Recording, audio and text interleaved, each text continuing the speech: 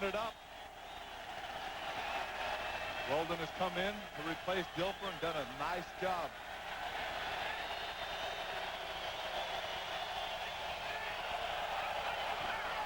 Weldon takes it himself. And he has the touchdown. The quarterback, Casey Weldon, over the top. And the Buccaneers take the lead with Trent Dilfer cheering on from the sideline. That's a quick jump by Casey Weldon. Weldon, first career touchdown. As you see, nice get up and go. Boy, he just takes off, gets across there. He didn't waste any time. And now Weldon will serve as the holder. Well, Michael Husted. Excuse me, we always had a phrase that we would say, and I'm sure it's still said, the more you can do, the longer you stay around. Flag on the play. The point after is good. The flag down on the play.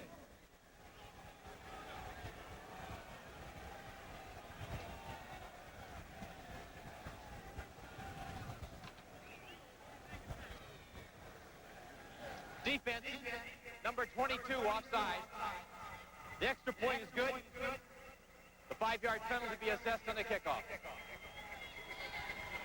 On the first play of the fourth quarter, the Buccaneers have once again taken the lead, 2013. It off, Butler by Noche from the 4-yard line. By Noche across the 20. Demetrius Dubose on the stop. So Kerry Collins and the Carolina Panthers come out against a Tampa Bay Buccaneers defense that has allowed only 6 fourth-quarter points. Collins has played very well, 12 of 18, 133 yards, no interceptions, 1 touchdown pass. Panthers have turned the ball over twice, both on fumbles by backs. First by Princeton and then Derek Moore. Panthers start out from the 21. Collins to the air. Intended for Mark Carrier. That's one of the things head coach Dom Capers has to be extremely happy about, the fact that he's not thrown an interception yet. Especially for a rookie quarterback, not having a whole lot of snaps leading up to this first start. He hasn't really seen a whole lot with the defenses around the league, and he goes into a game like this where Tampa Bay really, they do a lot of different things on defense. So with the quarter left, he's got to be thrilled that he hasn't thrown a pick yet. Derek Moore.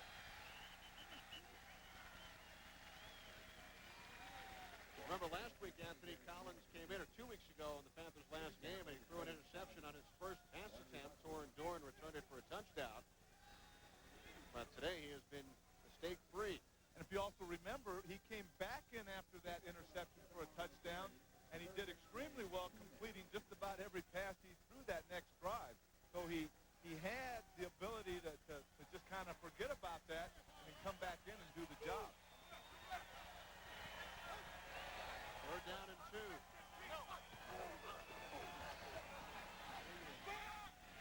It's Workman has the first down and more. Doing it against his former club.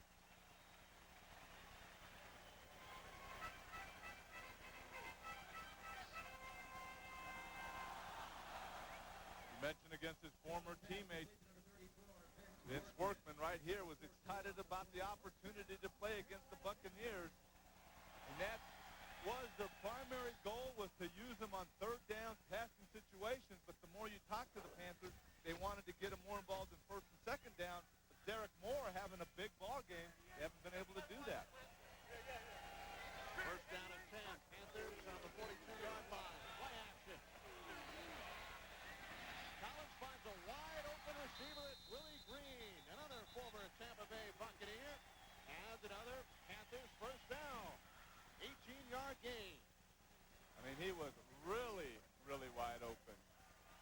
As we see the arm strength of Kerry Collins.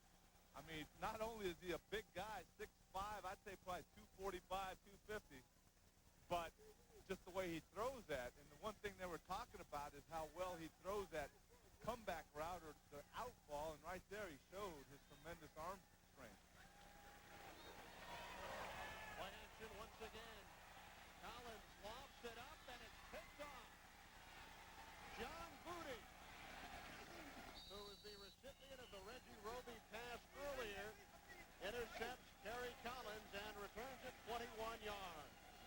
just as we talked about him not having an interception today, he throws that one up, and John Booty makes the interception. He can't be real happy about the way he threw that ball. Buccaneers 20, the Carolina Panthers 13. We were tied at 13. The Buccaneers took the lead early fourth quarter on the Casey Weldon 1-yard plunge. And the Bucs with the ball again following the John Booty interception. Third down and 6.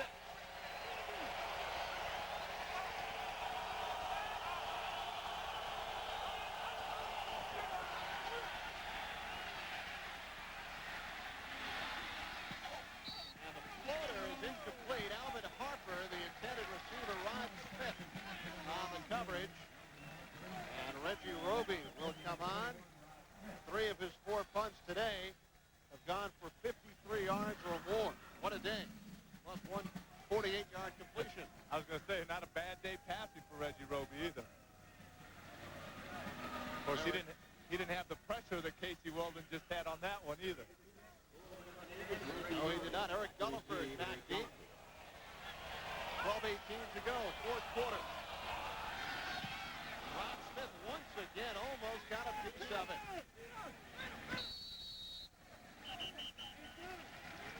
Panthers will start out from their own 27-yard line. 40-yard punt by Reggie Roby.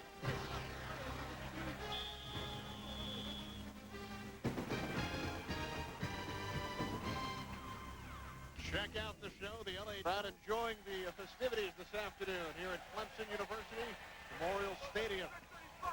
First and 10. Terry Collins back to the air following the interception on his last throw. That one off the fingertips of Bob Christian. Anthony, how about the improvement of the offensive line? If you look at the Panthers' 4 games, the rushing yards have gone up every week and the sacks have gone down. The sacks allowed. We talked about the experience of the Tampa Bay offensive line. Really, the Panther offensive line doesn't have a whole lot of experience, but you can see from 2-6 week 1 to 5-3, another step in the right direction for this Panther team. Collins on 2nd and 10. Derek Moore.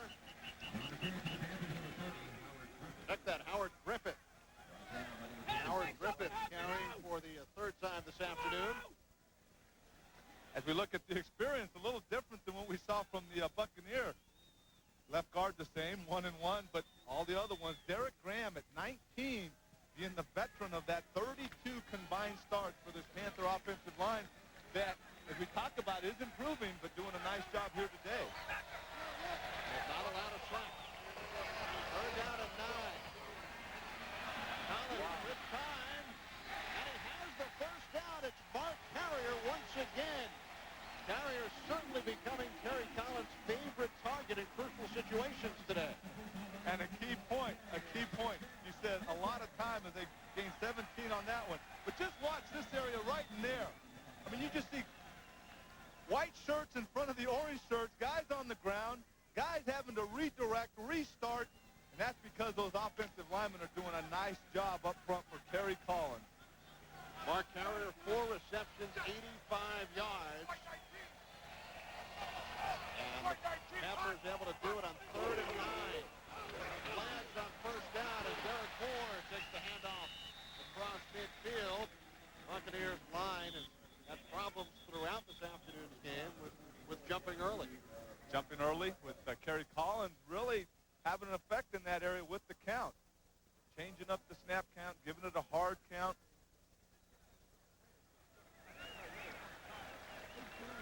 And the Panthers will most likely decline after the 7-yard gain by Moore. And for Derek Moore, a new career high, 115 yards. Defense, nose tackle, offside, number 73. 5-yard penalty, still first down. So they take the penalty, it's 1st and 5. You know, they take it here. This can be a great weapon for an offense. They named Brad Culpepper the culprit of jumping offside. It can be a great weapon because it's an automatic 5 if you can get him to jump. Derek Moore, first down. Close to the 40-yard line. I think the Panthers have found their back. They found their back, and I think you can see what side they prefer to go to. And I would guess that it's the left side that they prefer to go to. But Pete Metzelar's over there blocking out. Brockemeyer and Garcia blocking down. And the fullback, Howard Griffith, coming through. It's nice to have the offensive lineman moving your guys out. When you have a fullback that can lead through for a guy like Derek Moore, that makes it even better.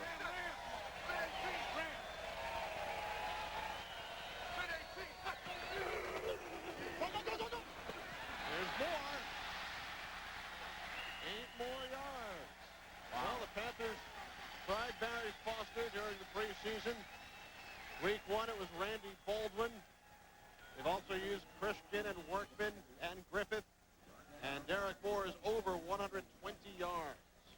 They just say, here we come once again. We're coming at you. You stop us. Not this time. What did Caper say? 4 yards or more is a win. I think they got 2-0 on that run alone. Many wins this afternoon from number 20.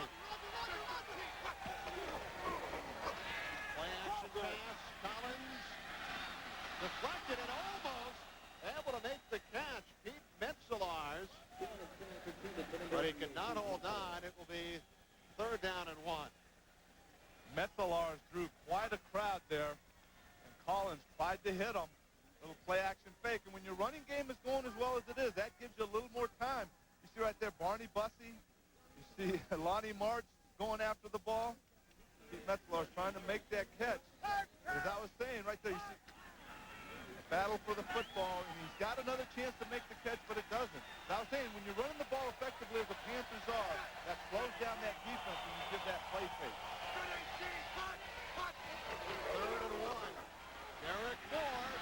Moore fumble.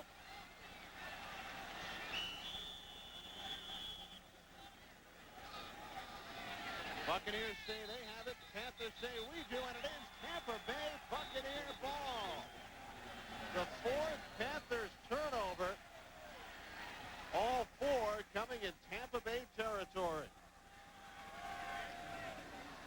Second for Derek Moore. He made up for the first one by scoring the long touchdown, but here just loses control of the football. A big play for this Tampa Bay defense. You see him following Bob Christian. He just lost it. Nobody really hit it out of his hands or gave him a pop. He just lost control of the football. Right there, you see him juggling the ball as he's starting to pick his hole. He's got to have the hand around the point of the football. And it was recovered by Eric Curry. 4th Panthers turnover. They turned the ball over 7 times against the Rams in their last game 2 weeks ago. Anthony, this game is presented by authority of the National Football League and is intended for the private use of our audience. Any rebroadcast or other use of this telecast without the express written consent of the Carolina Panthers and the National Football League is prohibited. Under 9 minutes to go. Casey Weldon, the quarterback, and he pitches it back to Eric Rett. One of Rett's more impressive runs today, gains 5. Rett, a guy who never really seems to get tired. He always seems to come on in the 4th quarter of games. Something that he thrives on. You know, keep giving me the ball, keep giving me the ball. And you better believe that not only does the coaching staff know that, but the players, and they're pulling for him to give him the ball. He's 16 carries right now for 30 yards. It's time to step it up. And this, like you said, this is the time when he gets stronger. And they need it now. They're up 7. Just over 8 minutes left. This is where they have to control the football and maintain, keep going. 3 wide receivers. The handoff goes to Rett, who spins across the 40. Gains 4 more.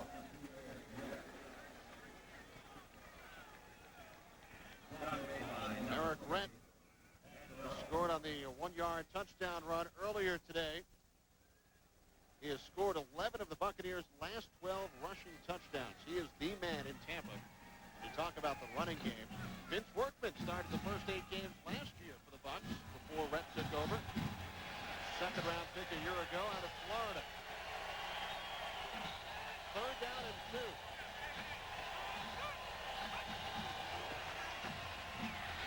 Eric Rett, nice cutback move. Started left, up right, and has the first down. Well, Carolina knows they have to bring a few extra people as they do on this one. You see Brett Maxey coming up right here on the blitz. Scott Dill doing a nice job. Chop blocking him, getting him out of the picture, and then Eric Rett getting the first down. First 3 runs. Give it to Rett, give it to Rett, and give it to Rett. We got a first down.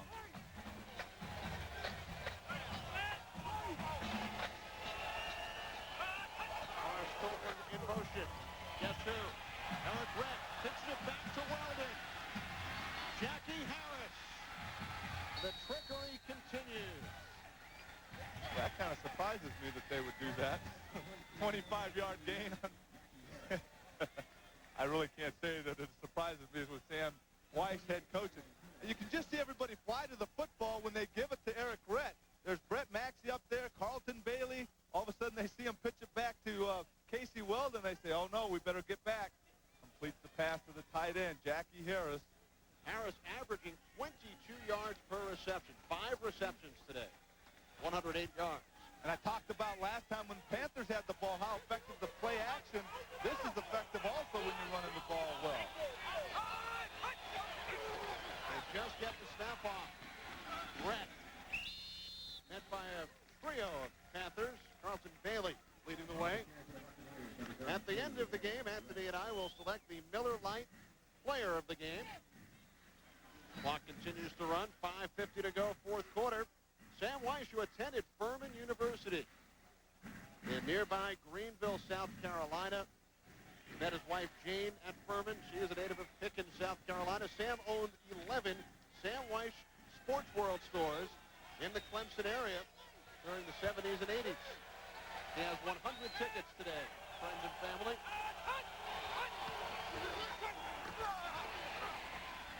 Weldon overthrows Alvin Harper. Next week, it's a rematch of last year's NFC Divisional Playoff game when the Green Bay Packers take on the Cowboys. Dallas having trouble with the Washington Redskins today. Other exciting regional action as well next Sunday. It all begins at noon Eastern, 9 a.m. Pacific. Check local listings for the game and time in your area right here on Fox Sports. 5:18 remaining, 4th quarter, 3rd down and 9. Talk about the problems with the Cowboys. They go against the #1 defense in the NFL, the Green Bay Packers. Yes, the Packers are off this afternoon, and Rett is stopped in his tracks by Lamar Lathan on 3rd down and 9. So the Bucs will send out the field goal unit. This will be a pretty long attempt for Michael Husted of about 48 or 49 yards. With the Bucs leading by only 7. His career long this year, 43. Career long, 57 for Michael Husted. And this will be a 50-yard attempt. Remember, if he misses, the ball would be spotted at the 40, at the spot of the hole. Husted's kick is no good. So not only do the Buccaneers not put 3 points on the board, but the Panthers take possession on the 40-yard line. Anthony Munoz in attendance among the 50,000 plus. That's my buddy.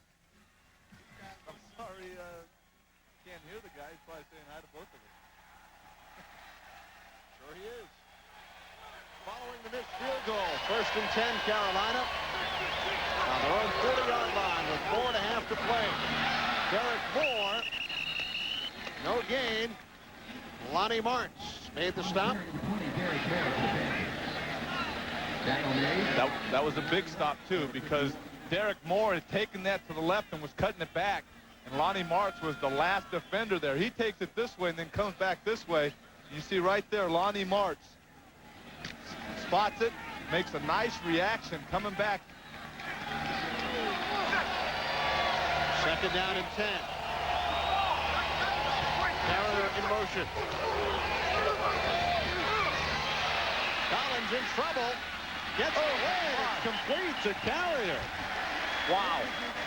We talked about his size right there. He just showed tremendous strength with the Buck defender hanging all over him, enough to pull it down and then complete the pass. 6'5", 240, probably maybe a little closer to 245. 3rd down and 5. 3:20 to go. Panthers trail by 7, 20-13.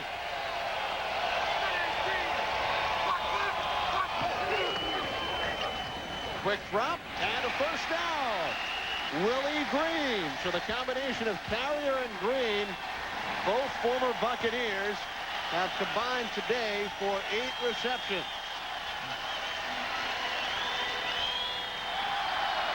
Remember, the Panthers, Anthony, have turned the ball over 4 times in Tampa Bay territory. They very well could be leading this game right now. The way they've been moving the ball, I agree with you. They could very well have another 2 touchdowns, be up by 7 right now.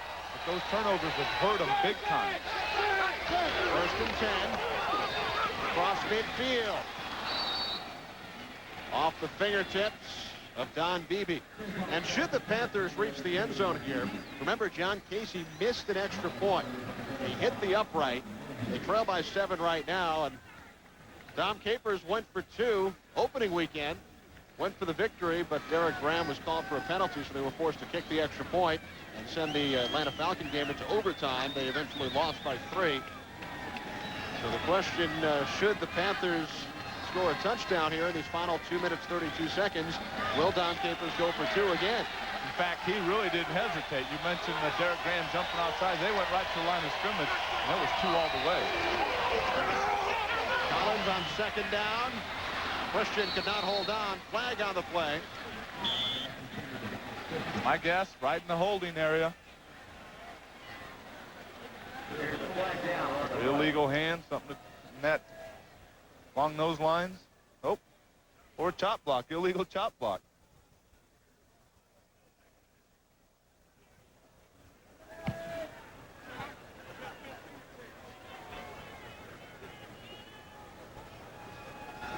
Chop block. Number 65 and 68, the offensive team. That's a 15-yard penalty. Repeat 2nd down.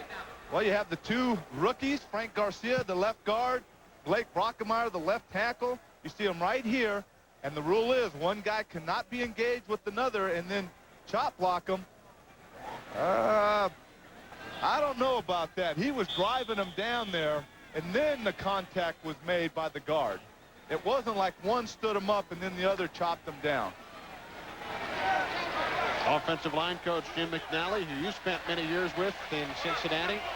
2nd down and 25 following the penalty. Collins overthrows Willie Green. 3rd down and 25 coming up. Pressure put on by Brad Culpepper coming around on the stunt. Got in Kerry Collins' face a little bit, causing him to throw that ball high. Most of the afternoon, he's had plenty of time, as you see Rusty Tillman, the defensive coordinator, signaling in the signals.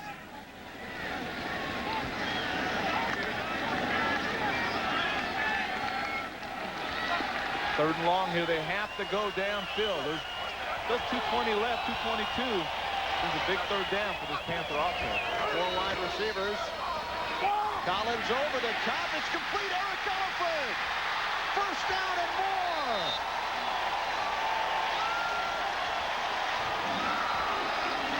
.39-yard reception from Collins to Gulliford. We talked about guys that they wanted to get in their offense, and Eric Gulliford is one of the guys that Dom Capers said the only thing he's doing is he's been productive. And right here, not till late in the game, but he comes up with the big 3rd down catch from Kerry Collins, and he continues to produce. 2-minute warning from Clemson. The Panthers threatening. They trail the Buccaneers by 7. Tampa Bay Buccaneers holding on to their 20-13 lead over the Carolina Panthers.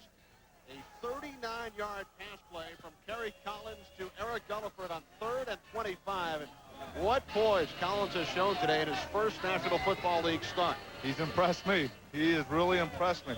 And, you know, a lot of times you have a tendency to look at size, what he's done stat-wise, but there's things that are far more important than stats and size, and that's how he's handled himself back there in the pocket, his poise, how calm he remains when those defensive linemen are around him, and he completes passes. 1st and 10 on the Buccaneers 23. Vince Workman. Workman gains 3. Taken down by Tony Stargell. 2nd down and 7. Panthers with all 3 timeouts remaining. Buccaneers have already taken 1. Clock down to 1:40. Doing a good job here. They're not hurrying up. They know the more time they can take off the clock if they score, that doesn't allow the Buccaneers to have time to go right back down and score. Christian and Moore in the backfield. Garrett Moore around the right side, and he is hit for a loss. Tony Stargell again. Consecutive plays. Tackle made by Tony Stargell, and now the Panthers call their first timeout. Well, the first play he made was a one-on-one tackle with Vince Workman, and right here he comes up and makes a nice job. You see him right there, kind of roaming around back there. He sees that Derek Moore has the ball. He comes up, gets slow, wraps him up, makes sure that he goes down.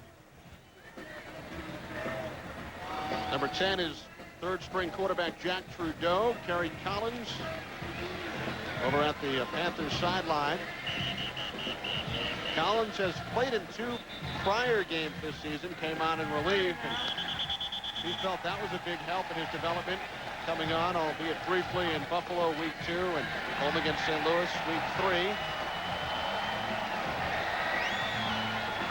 Coming up on our Fox postgame report, JB and Terry with scores and highlights from week 5. Coming up next on the Fox NFL Sunday postgame report. And I think a lot of it had to do, too, with the bye week they had. Gave them a lot of extra time to work with the first-team offense. Collins on 3rd down. The pass is short. The intended receiver, Willie Green. It will be 4th down and 9. And Charles Demery, number 39, had a chance to end this drive. On that throw, he was right there. The ball was thrown short, but that was close. 4th and 9. This is it. Panthers need the first down. Collins came through on 3rd and 25 moments ago. 1 minute, 10 seconds remaining.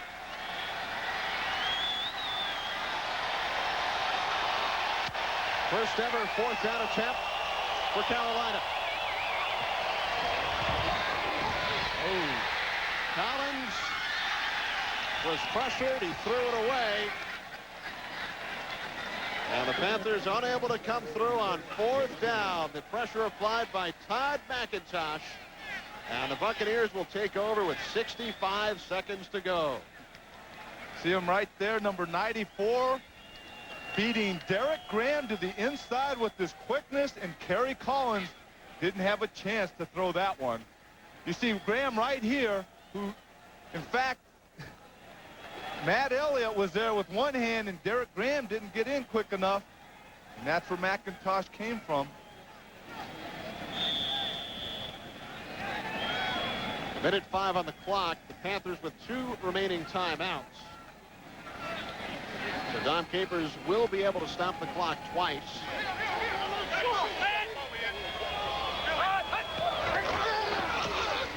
Weldon hands it off to Eric Rett.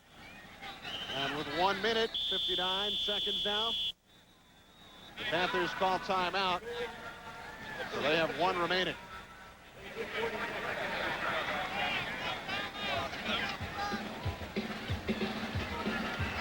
Sam Weiss and the Tampa Bay Buccaneers will host the Cincinnati Bengals, Sam's former club, next week. The Panthers will travel to Chicago for their first ever meeting with the Bears. Dom Capers' Panthers went into overtime week 1 in Atlanta. They then lost 31-9 to Buffalo, 31-10 to St. Louis. And they have played the Buccaneers dead even here today. Panthers with a huge edge in the running game. Kerry Collins in his first NFL start, 18 of 32. But the Panthers turned the ball over 4 times, 1 interception and 3 fumbles in Buccaneers territory, once on the goal line. Eric Rett to the outside. Rett breaks free, has the first down, and that will just about do it. 11-yard gain by Eric Rett. Tampa Bay Buccaneers with the victory, pulled to within 1/2 game of the idle Green Bay Packers. The rest of the division off today. The Packers 3-1. They will face Dallas next week, while the Buccaneers meet the Cincinnati Bengals. Chicago and Minnesota both 2-2. Here's the upcoming schedule. 3 straight home games. Their last 2 games also at home. So this the only road game for the Buccaneers during a 6-week stretch. And they're not easy games, especially those 3. You know, they might look at Cincinnati and say, well, there's an easy game. But you know, the Bengals have a chance to be explosive. We saw last week what Minnesota can do. Bengals hanging tough with Miami today, trailing 19-17. And you'd have to say, Anthony, a key today for the Buccaneers, Casey Weldon. He came on in relief of Trent Dilfer, completed 9 of 20. And Casey Weldon is our Miller Lite player of the game. Casey Weldon in relief of Dilfer, 9 of 20, 155 yards. Also scored a rushing touchdown. All right, that's it. And one of the key plays, of course, the 48-yard pass on the fake punt from Reggie Roby to John Booty. So the Tampa Bay Buccaneers over the 500 mark at 3-2. And they win on the road for the second time this season. It's only the second time the last 14 years the Buccaneers have won more than 1 game away from home. Sam Weiss and the Buccaneers 3-2. Very disappointing loss for Dom Capers and the Carolina Panthers here at home, as they hung in there for the entire game, and they have to be impressed with Kerry Collins in his first NFL start. There's no question about it. We saw earlier Casey Weldon grabbing the game ball. Right here, you see him. He's got that baby under his arm. He wants that. They do. They have to be thrilled about the way Kerry Collins played. And you have to give, first of all, Tampa Bay credit, because they did what they had to do to come away with this win, and that was the turnovers. Take advantage of the turnovers. As far as the physical end of the football game, Carolina has to be happy with the way they played, because physically they did a nice job on this Buccaneer football team. Take away those turnovers. They ran the ball well. Collins did well. They shut down Eric Rett until late in the game here when he broke through and gained a few yards. So really, you know, both sides, even though Carolina's 0-4 now, they got to be, you know, not excited, but they got to be feeling good about the direction they're going in. Yes, Kerry Collins poised, confident, threw for over 200 yards. And Derek Moore on the ground, 122 yards. So big numbers for a couple of Carolina Panthers offensively. Yet the Buccaneers come away with the victory, 2013. So the Buccaneers have now won 2 in a row, 14-6 over the Washington Redskins a week ago. And today the 7-point victory over the Carolina Panthers. Casey Weldon, our Miller Lite player of the game, came on in relief of Trent Dilfer. 9 completions, 155 yards. So he averaged close to 20 yards per completion. And there is Kerry Collins, who has nothing to hold his head down about in his first NFL start. But Collins and the Panthers on the losing end of a 2013 score as the Buccaneers go to 3-2.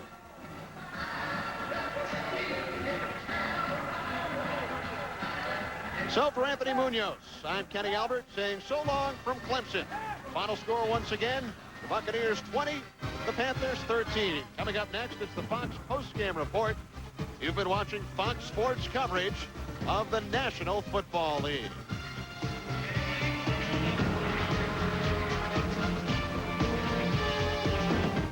Come to Death Valley and almost die. They do get the W, though. They beat the Carolina Panthers 20-13. And that's up next on the Whites Report.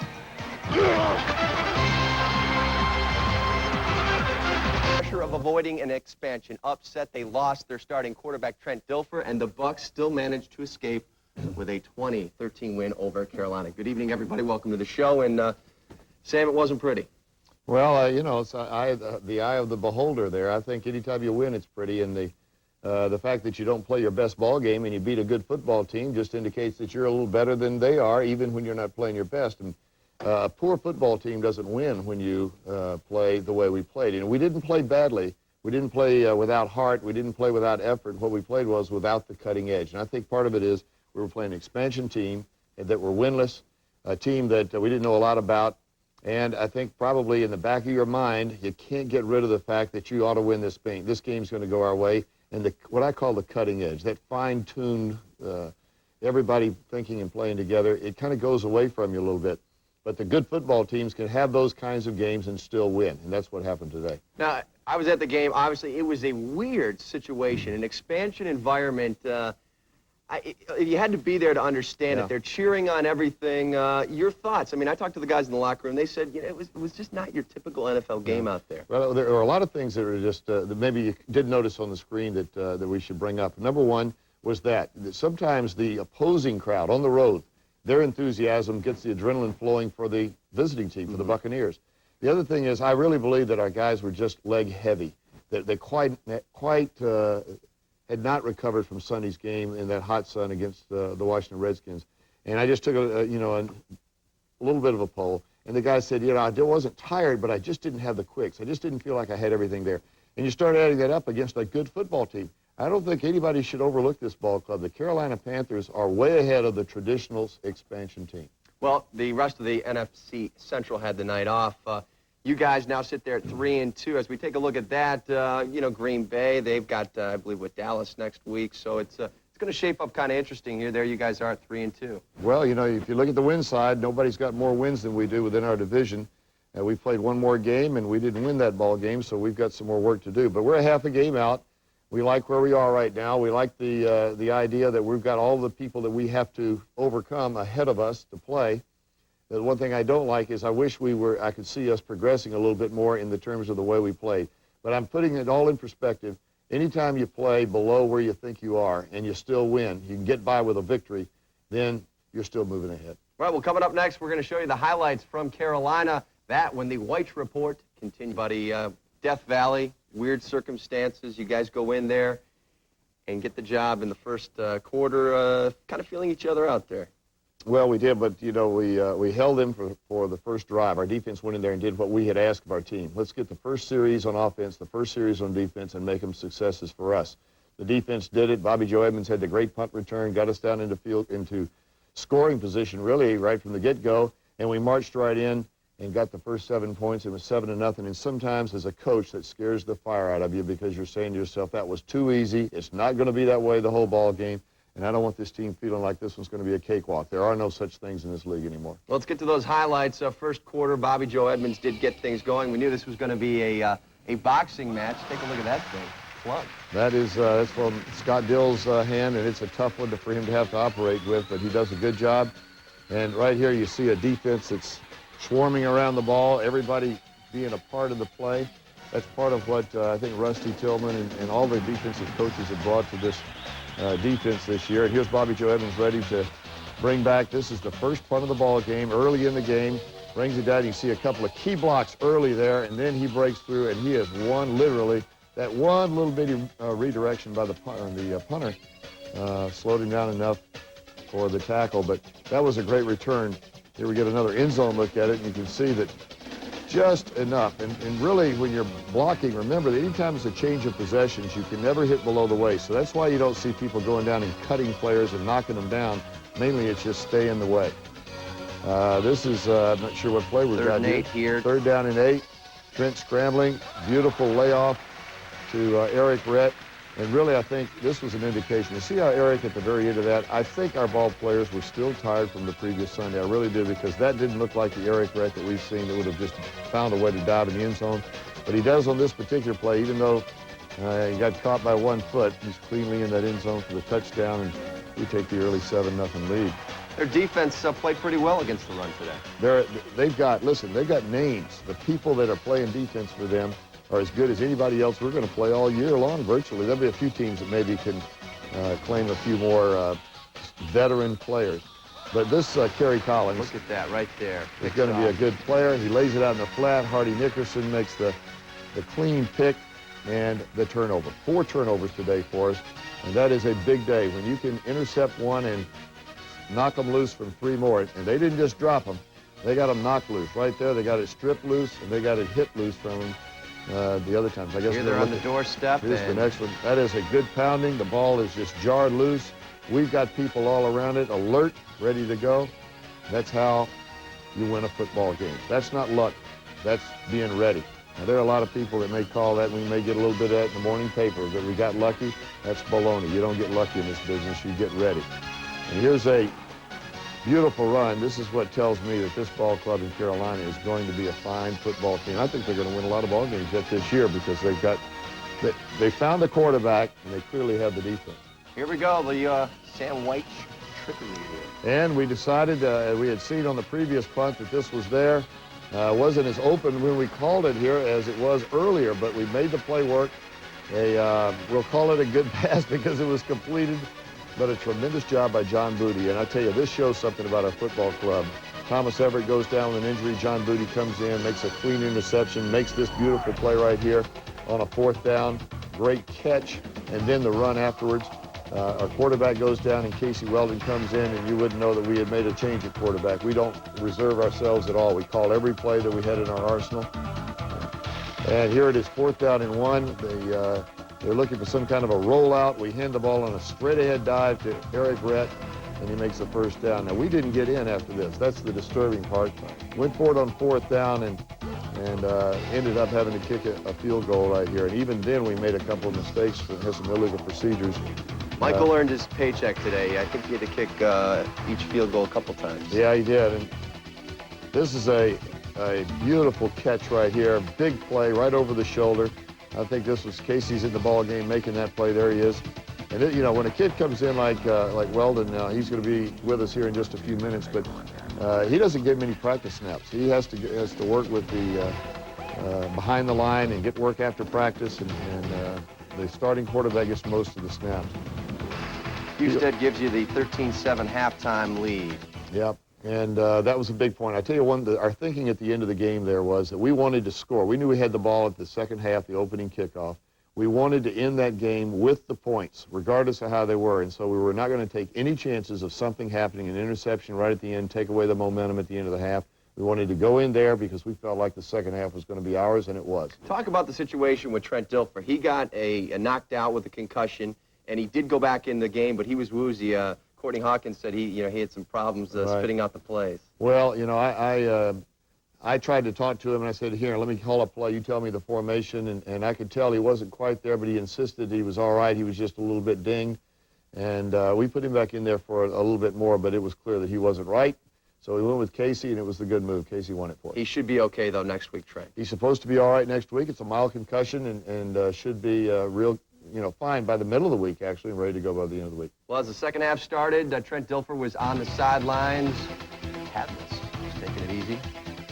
Yep, I guess that's the way the doctors make sure we don't put somebody back into the ball game, or that guy doesn't talk himself back into it, which is what happened. Great pass here by Kerry Collins.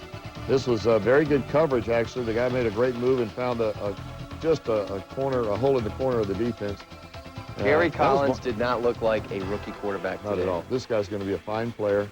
And, I went up and congratulated him after the ball game because I enjoy a good performance, even though it's the opponent. Especially if you can walk away a winner, it's a lot easier to go over and say, nice going. Okay, here's Eric Curry. Big play by Eric Curry. I tell you, we had a lot of big plays in this ball game. I think that the reviews of this game are going to be less than positive. I don't know how you do that when you win, but there are too many good things that happen like this. And as I mentioned earlier, when you get some key people that had practiced hard all week, and they're out of the ball game, and guys like Casey Weldon come back in and make plays like that, a crucial pass, then you've got a depth team. You've got a team that can win when everything doesn't go right. Here's Casey again. Beautiful pass right on the money. Got the first down. It was another third down. We got just enough for the first down. And this was a big play coming up here. Right here. 3rd down and 16, and watch goes to the money man, Jackie Harris. Right down the chute, right in the middle. Great catch there, and we are right down knocking on the door again. And you know, I think when the game is reviewed and all is said about it, some of these plays are just flat out overlooked. This is big time football right here against a whale of a defense. This isn't an average defense just because they're expansion team. 2nd and 12. Casey goes to the Hawk. Right to the Hawk. Get in there. You know, we told him that he should have been running over people, and he mentioned on the plane, he said, I'm a $175. I mean, he's 175 pounds. We go to a little deal right here. This looks like we're going to go outside again, and Casey jumps over the top. We'll let him tell you about how he told everybody he was going to do it a little bit later in the show. But a big play right there. And remember, as soon as that ball passes the plane, it is a touchdown. There is no feet have to be in or anything else. All right, big here's play by a big John play Booty. here. The ball's in the air. One of the few mistakes that Kerry Collins made, to his credit, but it was a big play for us. John not only makes the interception, gets the ball out so we're not backed up. Here's a And then little we more decide, trick. you should have heard the coaches on the overhead phones there talking when I called this play. The pitch back pass, the play's actually designed to go farther down the field, but Jackie Harris made a great adjustment. Casey read the same thing Jackie read, and we came out of it with a big play. You see, Jackie's supposed to go straight down the middle, but they had people soft. He kept coming across the middle. Check that ball, Jackie. You know, when you get in the open field and you're running, that's when they try to strip it from an odd angle. Here your defense down the stretch has to come up big, and they There did. they are. There they are, big time. And then, of course, the last play of well, that was the last play, I guess. But you know what happens right there is you put everybody in the crunch pressure situations and you find out if you're a winner. And today we were. Well, Trent had to leave the game after throwing 12 passes, 3 of those completed for 56 yards. Casey comes in, does 8 of 20 for 150. The big thing, 0 interceptions there. No turnovers at all. No fumbles, no interceptions. Those numbers aren't the numbers that you'd hope they'd be, that we'd get a few more percentage-wise completions. Eric Rett also carried the ball today 23 times. Only 49 yards up for him. And we're going up against a good defense, and they did a good job against us. But the thing that has not shown up in those particular numbers is that we made the key plays, and we got the victory. Reggie Roby, 5 punts. Look at this yardage, 252 yards, an average of 50 per kick. That's why you brought him here. That's why we got him here, and that's field position is what you're looking at right there. That means the opponent has to go farther. If you're kicking it for an average of 40 yards, you know, that's one less first down they have to make. 3 downs maybe that they don't have to work. So that makes it work a little bit longer and more mistakes can happen. I don't know if you do this. Do you grade your offense, your defense in your own mind sitting at home on a Sunday night? I mean, are you sitting there going, well, you know? I probably do, but I always come up with a different grade when I look at that film because there's no, until you sit there and you run it back and forth and you see exactly what happened and how it happened, and some things, frankly, are excusable. You know, a guy trips or something happens that wasn't expected, or maybe just the opponent makes a good play. I think that's the one thing that maybe in team sports we keep forgetting to do is give enough credit to our opponent rather than trying to find out a reason we made a mistake or they made a mistake. Time now for the U-Save play of the game. For that, we head to the second quarter. Game tied at 7, and we go to Reggie Roby at quarterback. You mean the score was 7-7 here? You got it. Jeepers, I didn't realize that, or I would never call this play. As you see, we went to our best rifle arm there and to our best wide receiver, John Booty, who plays defensive back. That's how smart we are. I'm going to nickname him John Booty and the Blowfish. Okay. All right? Looking for those tickets again, aren't you? Yeah, well, you you won't know. let go. I won't. Well, all I know is it worked. And when you get into a ball game, and that is a play, that is a strategy, that's just another way to win. And you need them all over the course of a season. Well, Casey Weldon stepped in there. He played great. He's coming up next on the set as the White Report continues. Everybody joining us now, a guy who I know he didn't think he was going to be here tonight, Casey Weldon. What's that like? I mean, you go to the ballpark, ready to play, and you don't know if your number's going to be called tonight. It was. Yeah, it's been a long time coming. Felt good to get in there, and number one thing was we won. So, and I got to ride in the car with Sam afterwards, so can't beat that. Which you're going to hear about from the Oh, players. definitely. The locker room will be a mess tomorrow, believe me, because of that. Now, you don't take many reps during the week. We talked about that earlier. That has got to be a situation where you know the game plan, but you've always been watching another guy implement it. So it's kind of for you to get out there, you got to get in a rhythm and get things going. Yeah, it doesn't go for naught, though, watching, learning. You're still learning, but there's nothing like getting reps. So what I do is I really concentrate on plays, progression, know my job, more than, you know, a lot of the other defensive plays and stuff. I know what I got to do, so just try to get it done. Did Bobby teach you that up in Tallahassee, that little leap? Well, Tell him what you said. Let's just spill our guts right here. Well, Tony told me they were shooting out, so I was just going to get up under him and go up underneath him and follow him in, but got in there, and Sean Price, the ex-Buck, was anchored in there pretty low, so Mike Sullivan been telling me all week I got great leaps, so I just, you know, took it over the top. That was a big toss right there to Jackie Harris. Yeah, that really was. got things going in the second half. Yeah, this is an unbelievable call here. After this completion, I was telling the guy here, he's crazy. He's crazy. And I am crazy. I told him. I said I am crazy. I'm, you know, what am I trying to avoid that title? I call that play. Everybody upstairs says, "Sam, no, no." They did. I said, we got Weldon in there. You didn't hear what they said in the huddle either, so we'll sure. leave that I don't out. want to know the whole story. It was a good call. Jackie made a great play on it. The confidence that you had going in the locker room, I think that last drive that you set up the field goal in the first half really got Casey Weldon, you know, hey, settled down and got you in good shape. Huge drive, yeah. High C, I tell you, went up, made an unbelievable catch. In fact, I told myself, if it's even, let High C or Alvin throw it up for him, let him make a grab. Sam's always telling us, let our players make the plays. So it was a great play by High C, and it was huge for me, really. Like you say, got the confidence going before the second half. You know, Sam, to win in the NFL, you got to count on your backup quarterback to come off the bench. Today we saw Troy Aikman go down, Dallas loses. Today, Trent goes down, Casey steps in. That's a big-time thing. You need that to win games. Well, you know, we've had a lot of conversations since training camp. Aren't you guys going to go out and get a veteran quarterback to come in here and do it? We kept saying, no, we've got what we want right here. We've got players that can play. We've got actually battles. We're going, you know, Trent's going to be the quarterback. Everyone knew he's got all that money. We had no choice. Yeah. And so, but you know, were ready, and Todd Philcox is ready. And I think today we kind of proved that we knew what we were doing on that choice right there. And sometimes, you know, you can't prove it until he has an opportunity. He came through in the clutch. When you first got in the ball game, I know you said you were a designated handoff guy today. Yeah, Trent, you know, when you're in there, you don't want to come out of the game, and Trent's such a competitor. He wanted to come back in even though he didn't know where he was. But you just want to get in there and play. So it felt good to actually get to throw the ball a little bit today. In one game, you almost reach what you've done in the NFL now for 4 years. It's kind of interesting. I mean, you get that many tosses out there today. Yeah, it was great. Finally, you know, got a chance. I was talking with Mike Mularkey all week. Seems like I'm there. I look at all the guys in my draft, they all have gotten a chance. I'd never gotten a chance, so it felt good to come in and help the team win.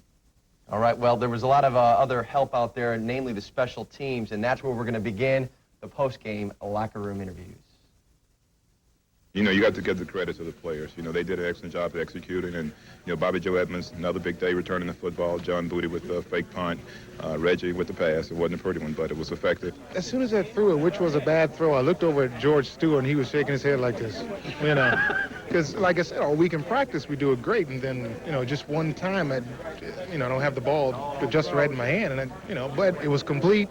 We completed the pass, got the first down. It wasn't a pretty win. We should have scored a lot more points inside the 5 3 or 4 times and didn't even score. Hey, that's things that we can't afford to do, but we're 3-2 anyway. We came out with a win. It wasn't that pretty, but hey, we're going back home next week. We got to figure out a way to play better football, especially in the first half. We can't allow teams to come in and just, run the ball up and down the field on us. They were able to run the ball on us, and, they had a long score. Shucks, that really, that made all of us mad. Yeah, kind of a interesting locker room. I know you were excited because you got in the ball game, but it was a weird environment playing at Clemson today, wasn't it? Yeah, it was. I guess the last time I was there was Florida State. We were doing the punt rooski, and the place was packed. So it was dead and real quiet, but it was tough to play, and luckily we came out on top. There's a little interesting overview of listening to players in that locker room. There was a time where we would have walked away winning that ball game. We would have been cheering. We walked away winning that ball game, not really totally satisfied with the victory. Of course, we're happy for every win. That's the difference in the makeup of this football team right now. That's a good sign, not a bad sign. There's I think, a little game this weekend, FSU, Miami. Any thoughts on that one Saturday? Hopefully they'll keep it on TV this weekend, and these Miami guys will step up to the plate and they'll talk like they usually talk every year. Yeah, High C, Lamar. It's about time they started couple wagers. Carry on the yearly wager, and they should have to wear FSU stuff all week next week. Sounds good. All right, thanks for stopping by tonight. Appreciate it. No problem. My pleasure. All right, and We'll come back and do the coach's clicker when the White Report rolls on. Big punt. Let's start with that one. As you can see, we're lined up. They're coming hard. Look at them coming off the corners, both sides. The ball is snapped directly, and he takes just one step, pulls the ball up, and we're throwing the ball to the releasing John Booty. And John comes up the field, and you'll see he's got actually lead blockers. Those are the people that would normally be going down to cover for the punt. A good block right there, but really the guy that was blocked maintained some equilibrium at least and tripped up John. Otherwise, he might have gone all the way for a touchdown. Wish he had, because that was the difference in 4 points. First punt of the ball game that we received. Bobby Joe Edmonds is back. We had a little bit of just contained pressure coming up. We weren't trying to block this punt. We were trying to set up the return. And as you can see, Bobby Joe, we'll slow it down just a little bit. There's the big first few steps, and that's what you ask for, is if he can get underway. And then you can see the different people. As I mentioned earlier in the show, you can't hit on any change of possession. You cannot hit below the waist. So on a fumble or an interception or a kickoff or a punt, you have to hit above the waist to be a legal block. All of these are above the waist. That last little move right there by the punter gave him a chance to be tripped up from behind. Otherwise, might have had another one all the way. Bobby Joe continues to be one of the great stories in the National Football League this year, and glad to see him getting recognition. And then the last play is the interception. John Booty coming across. One more big play for him right down the sideline. Great job just staying in bounds and protecting that ball. The thing that we ask all of our players all the time, hold on to it after the interception. Time now for the Russell Athletic question, and let's check out this week's installment. Hey, Coach, how you doing? My name is Jim Lawless from St. Pete Beach. Since Casey Weldon was the player of the game this week, you think he may be a starter for next week? We'll see about Trent next week. He should be okay, but I am sure comfortable with Casey next week if that's the way we go. Thomas Everett, he should be out for the next 3 weeks? Thomas Everett, 3 weeks. All right, that's going to do it this week. For the White Report, talk to us next Sunday night when we talk about Cincinnati. Coach Weiss's wardrobe provided from their offense, but Michael Husted's 4 field goals gave the Bucs their 4th win of the season, and that story is up next on the White Report.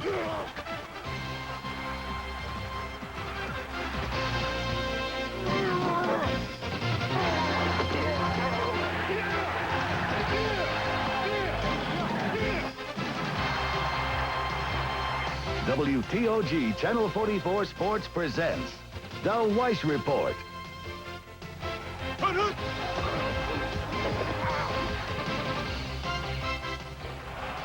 Well, the best way to describe it might be a sputtering offense, a defense that came up with 5 turnovers, and Michael Husted came through. The Buccaneers pick up their 4th win of the season, and I welcome you to the first-place edition of the White Report.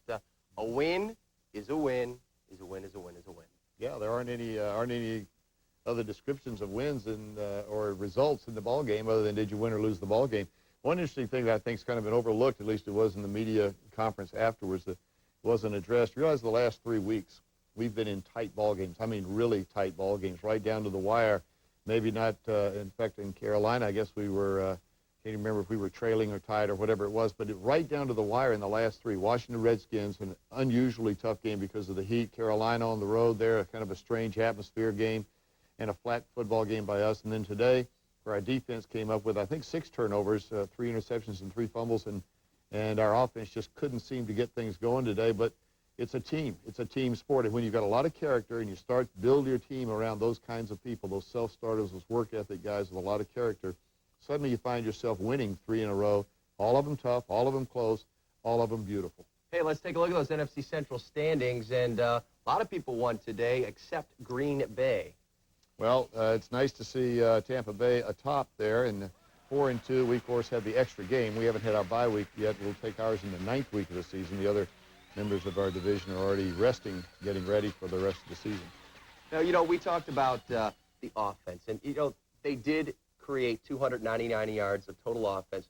But when it came down to crunch time, inside that area of, we call it the red zone, 20 yards and in, they did have problems. Yeah, we had tremendous problems. And we'll look at the films and we'll work hard on that part of it. And part of the ball game, part of the problems was that we had a lot of trouble with our defensive line, a lot of trouble with it. That's a credit to them. Tony Mayberry, I want to give him an awful lot of credit. We'll do it a little bit later on, too. But here's a guy that played with a broken thumb on the right hand. Now, he's got to grip a football and snap the ball back with his hand, and then he's got to take that hand and punch it against a 300-pound man who's coming the other way. And after every series, he'd sit there and he'd hold it and he'd wince and he'd hold on and try to get, after about 3/4 of the game, he said, Sam, I just can't go anymore. I can't take this pain anymore. And so we played the rest of the game with Sully. But that was the kind of effort that was on the field all throughout. Let's take a look at those highlights. That's coming up next when the White Report rolls on.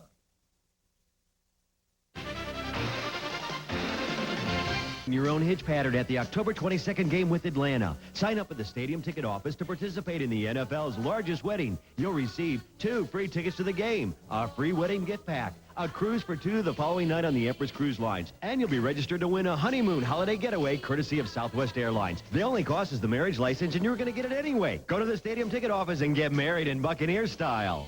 Committed 1 turnover. Did you ever think you were going to get that many? Well, we had 3 interceptions, and he turned the ball over late in the ballgame, of course, on the big fumble. But our defense is playing so well, so much confidence. They believe things are going to happen right for them, and basically that is a big factor in good defenses. They all play well. I mean, everybody in this league has things going for it. But once you start to believe that things are going to happen your way, they seem to happen that way. Let's take a look at those first quarter highlights, feeling each other out. A 3-3 score in the first quarter, battle of field goals. Battle of field goals, and we had a nice day. It was a very comfortable day. I don't think fatigue in terms of the heat was a factor on either side of the ball. We wore them down there a couple of times early in the game, our offense against our defense, but it was our defense that kept coming on and getting us the ball back, holding them here to a field goal after, this is, remember, the #1 offense in the AFC when they came to town. They got just a little over 300 yards today, so they may have slipped a little bit after today. Jackie Harris making a big play right there. Jackie every week seems to come up with big plays. Let me tell you, he went out, and here is before I'll tell you that in a minute, but they had 2 men on the field. We quick snapped the ball, great play down the field, interference call, and not only do we have the choice of 5 yards for too many men, but we'll take, of course, the ball on the 1-yard line for interference. And this is just part of the offensive strategy. If you try to substitute, we're going to try to penalize you. Michael Husted, this was the early field goal right here, 3 points. A little bit later on, he makes one that's even bigger. Today, you guys obviously said Mr. 82 is in the game plan, big time. He's in the game plan, and he is what we knew him to be, and that is a great player. And not only is he a great player, but he's a guy that wants that ball. And here it is from another angle. This is what it looks like when you're running down the field, and that ball is coming in, and you know that you've got to go up and over the defender and make the play yourself. That's why you brought him here. That's it right there. This is we're going to see a lot more of it, and we've got some more players that can do that. Every one of our receivers helped out in today's win. Eric Rett, another big day. I think he got just under 100 yards, but he got the key yards, especially in that last drive, getting us down there within field goal range. Here, another turnover, tough defense, knocking the ball loose, and we have gotten out of where we believe we can knock that ball loose. We stand the first guy up, the second and third guy coming in there is going to be stripping him, and then the next 6 guys coming in or around to recover it. Great play here. Good throw by Trent right into the corner. This is a play that we have as part of our 2-minute offense, but we called it right in the middle of the game because we thought it was there. Reggie Roby, this is like the sandwich. Watch the backspin on this. Unbelievable. This guy is punting so well inside the 20-yard line that it's a joy. I tell you what, you give them that much room, that many yards that they've got to travel. Watch the defensive stand here.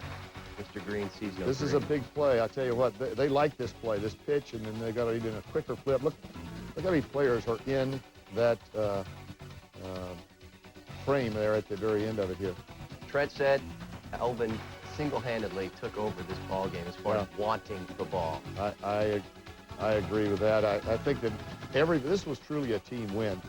Defense were the leaders. They were up front. Everybody, though, was working at it and trying to get it happen.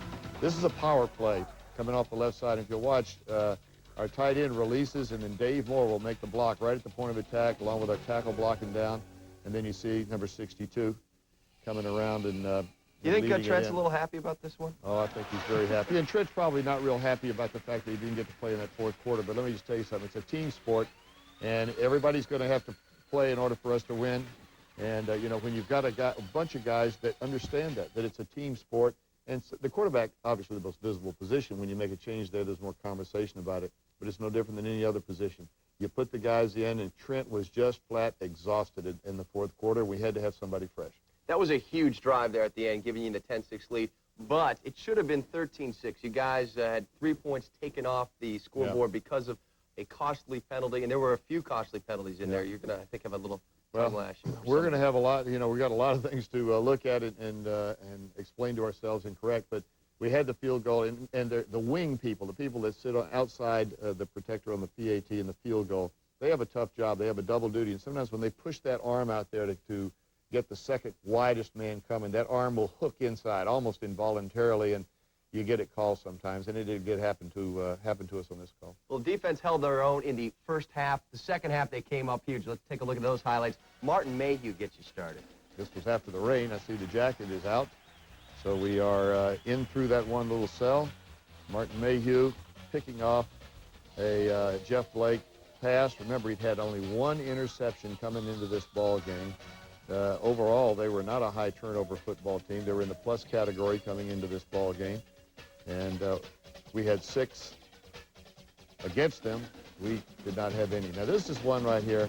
They ruled. Now, this is the one they ruled that was good. We had another one that we thought was good that was right over across the bar. CD, Charles Dimry coming Charles up with Dimry. They tried to run the little slant. Dimry read it beautifully, came right in front, and it was almost like they threw it to him. But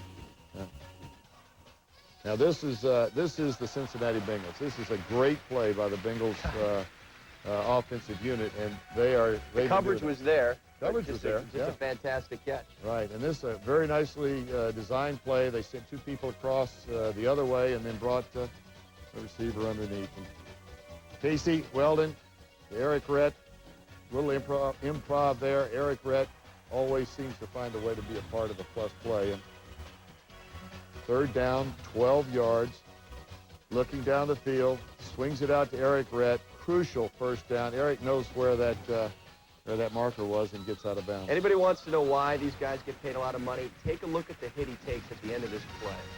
Yeah, same play now, going right down the sideline. There he comes. Hello. Right there. Now, I'll tell you, when he got right there, he was just trying to keep him going against the wall.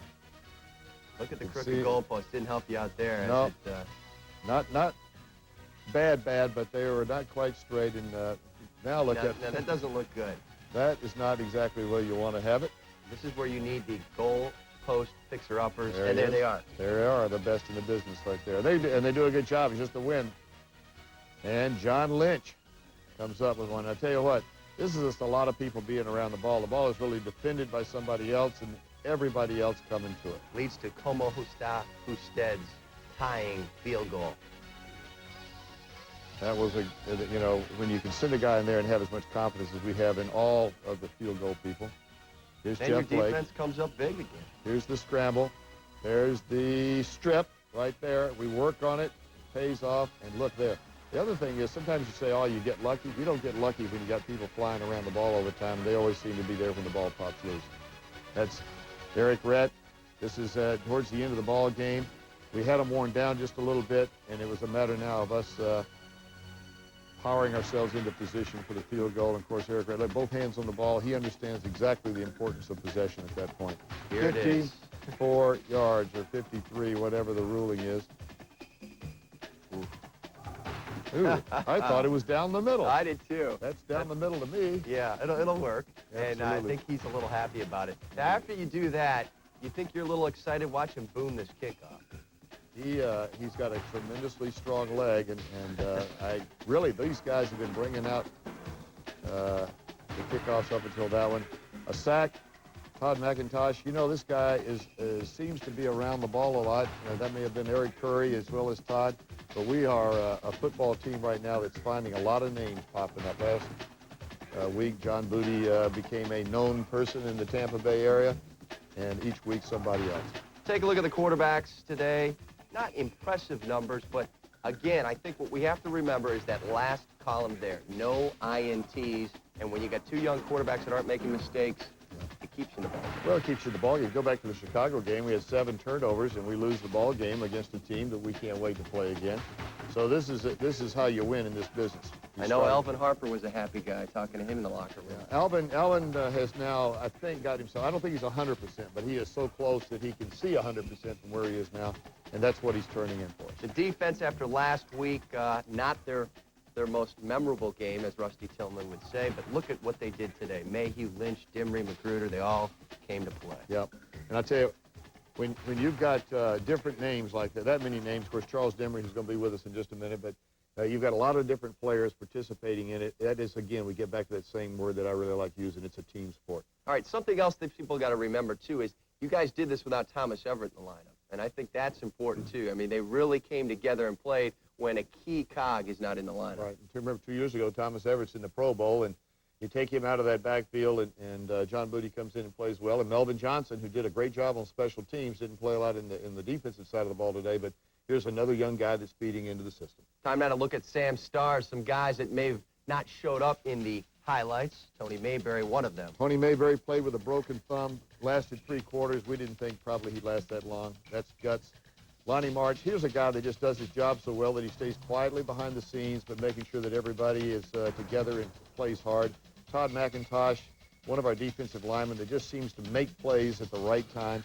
And then finally, as Ed Brady and Casey Weldon, who are just part of the exchange for the PAT and field goal. You never hear about them until they make a mistake, but he throws back perfect strikes. Casey puts that ball down, and, of course, Michael Husted makes them. And it wasn't great weather, too, and that's key. Also, talk quickly about Trent and Casey, that exchange, why you went with Casey. Trent was just exhausted. You know, it wasn't anything. Trent's our starting quarterback. He's going to go right back in there. But I think when they threw we had the interception, he chased the guy all the way down the end zone. He was a different guy after that. He had just spent himself. And I had to make a coaching choice. I went over to Trent and I said, I'm making a coaching decision. I'm going to put Trent in there. I just think you're exhausted. And Trent handled it beautifully. After the ball game, he came in and said, this is a team sport and this is how we're going to play it. Casey handles. Those guys are good friends and they understand that they've got to complement each other. Time now for the USAF play of the game. Not real difficult to figure out this one. Michael Husted. Same one I'd have picked, I'll tell you that. 53.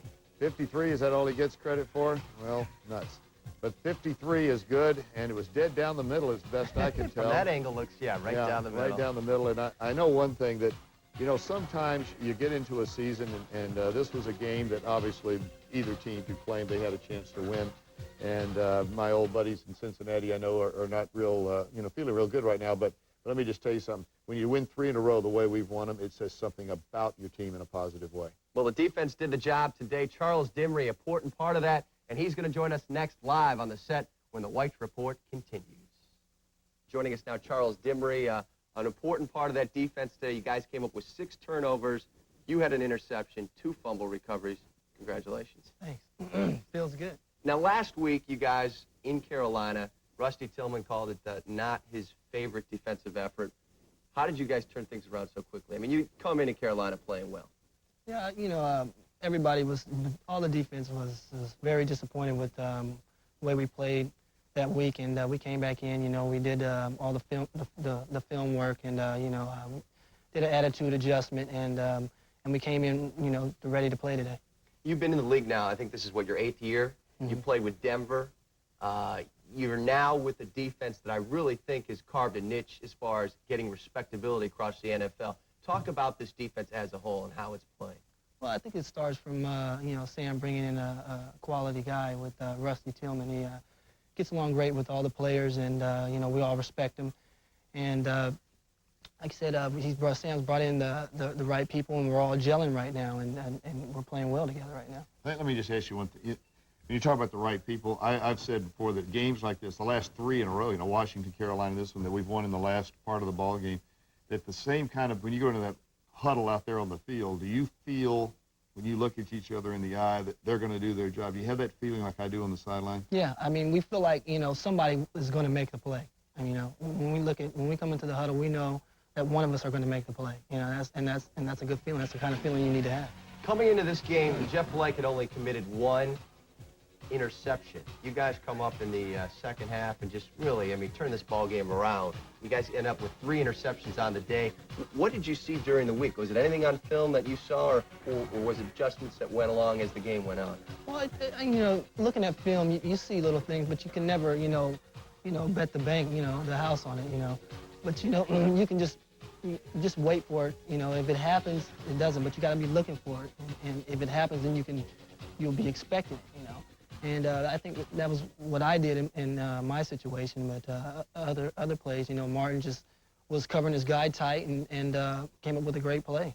Talk about now the feeling of being 4-2. You know, a lot of guys in the locker room said, you guys are asking the exact same questions you did last year, but at that time we were 1-5. Now you guys are 4-2.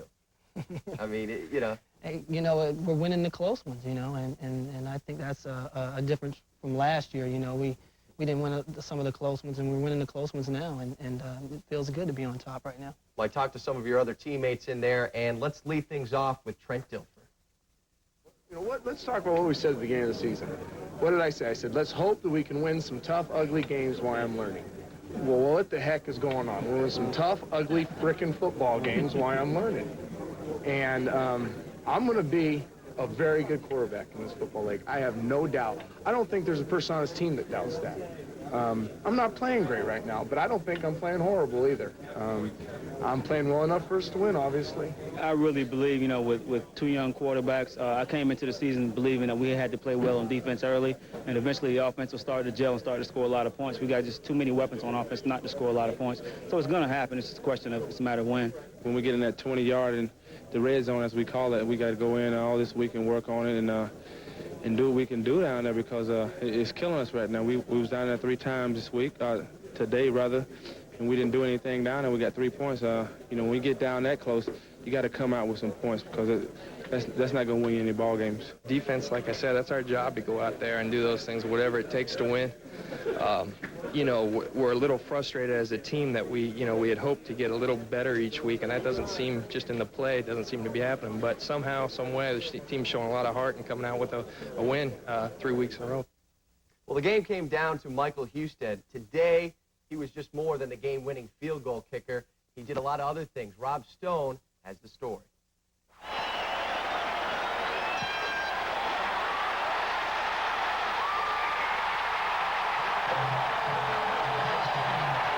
It was right about here, a wet, damp, slick, chewed-up 43-yard line in which Michael Husted's bizarre up and down day ended on a great note. I was a little, like I said, mad at myself for missing the kick earlier, and I wanted to go out there and you know, just show this team that, hey, I'm part of this team, and they can count on me when the chips are down. It's a great feeling. It's something I think every kicker looks forward to at the end of a game, especially in the NFL. I had no questions. I see Mike every day in practice, and I understand what he can do as a kicker. It's a big kick for him. I think that's the kick that put him over in terms of being a quality kicker in the National Football League, in terms of one, with pressure situation, 36 seconds on the football game, a tie score, and he comes through big with a big kick. And you did more than just kick today. You made a tremendous tackle on special teams, too. Yeah, I felt pretty good. You know, I take pride in our coverage team, and I don't want anyone to ever return a kickoff against me. And when the guy came up and around the side, I just, you know, ducked my head and made the hit. What a great tackle. That's not something else we work in practice as well as Michael, and he's not known as a fierce hitter, but I may put him on our coverage team and have old Reggie Rover to kick off for us.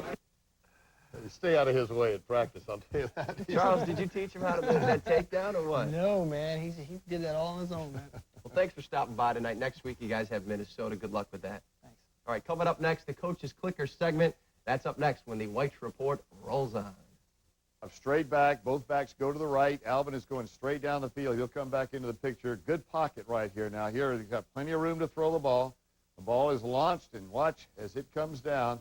Alvin is really pretty well covered, but he comes up and over the defender, looking that ball all the way in. I'll tell you the coaching points that you work on right there, and that is when you go up for the ball, you try to pace yourself, time yourself, so you're the one that is at the highest point, and your eyes can never leave the ball, even though you know you may be getting cut out from underneath you. Here is the interception by Martin Mayhew.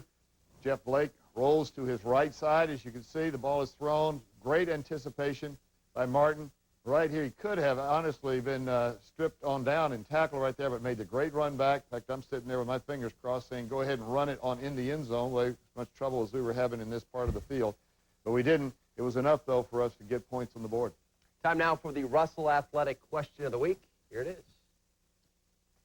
Hey, Coach, my name is Jeff Ely from Oldsmar, Florida, and we're just a little curious why you didn't put Casey in a little bit earlier in the game than you did.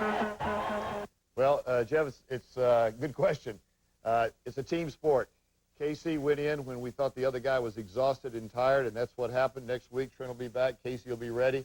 And in order to win in this game, you got to have everybody ready to play. Next week, you got Minnesota, and they came in off a overtime win today. Overtime win over Houston. Good football team. Seem to be playing up and down. We'll see what they bring us. All right, that's up next on the Buccaneers schedule. We'll talk about that next Sunday night at 11 o'clock right here on the White Report.